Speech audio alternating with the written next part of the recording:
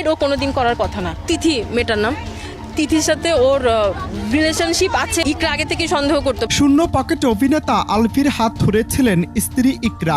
এখানেই শেষ নয়, রিক্সা ভাড়ার টাকা বাঁচিয়ে যে মেয়েটি তার প্রিয় মানুষ আলভির সাথে দেখা করতে যেত, আজ সে মানুষটির বিরুদ্ধে উঠেছে ইকরাকে মৃত্যুর মুখে ঠেলে দেওয়ার অভিযোগ। অভিনেতা জাহির আলভির স্ত্রী ইবনাত খান ইকরার আকস্মিক মৃত্যুতে সবিজ অঙ্গন সহ সামাজিক যোগাযোগ মাধ্যমে বইছে শোকের মাতম। শনিবার দুপুরে মিরপুর ডিওএইচএস এর একটি বাসা থেকে তার নিথর দেহ উদ্ধার করে পুলিশ।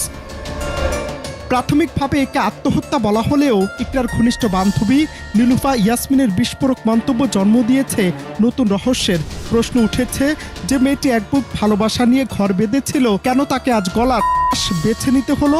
ইকরার বান্ধবীর দাবি, আলভিকে পাওয়ার নেশা ইকরার মধ্যে এতটাই তীব্র ছিল যে সে তার পড়াশোনা থেকে শুরু করে সব সুখ বিসর্জন দিয়েছিল।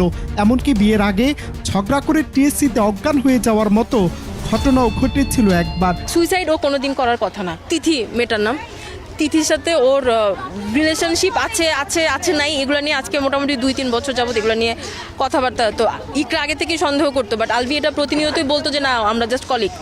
বাট রিসেন্টলি আলভি এটা স্বীকার করছে ইকরার কাছে যে আমি তোমার প্রতি আমার ফিলিংস নাই, আমার সাথে তিথির রিলেশন আছে, অ্যান্ড আমি তোমার সাথে আসছি শুধুমাত্র রিজিকের জন্য। ওদের বাচ্চার নাম রিজিক। তিথির সাথে সবই ইকরা শুনছে, অ্যান্ড ইকরা এগুলো নিয়ে কথাবার্তা, ইকরা এগুলো আমাদেরকে ফোন দিচ্ছে।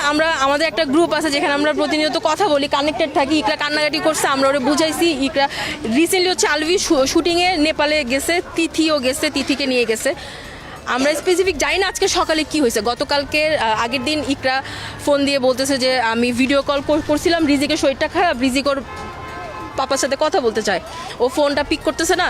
তখন হচ্ছে ইকরা অনেক কান্নাকাটি করতেছিল যে ও ওই মেয়ের সাথে আসছে। আমি জানি ও কোন রুমে আছে, ডিলাক্স রুম, সবই। বার্থডে তো ওই দিন আবার ওই মেয়ের বার্থডে ছিল, ওই মেয়ের বার্থডে সেলিব্রেট করার জন্য আলভিওকে নেপালে নিয়ে গেছে। পরিবারের অভিযোগের আঙ্গুল এখন ছোট পর্দার অভিনেত্রী তিথির দিকে, যার সাথে আলভির পরকীয়া সম্পর্কই নাকি ইকরাকে মানসিকভাবে শেষ করে দিয়েছিল।